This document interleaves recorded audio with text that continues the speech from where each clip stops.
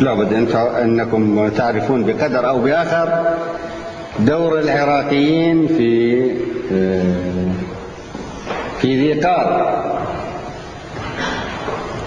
وذي قار قيل عنها من المسلمين الأوائل بأنها جرأت العرب على الفرس. اقدح يا راسي لعن زعمك الغطي، اقدح يا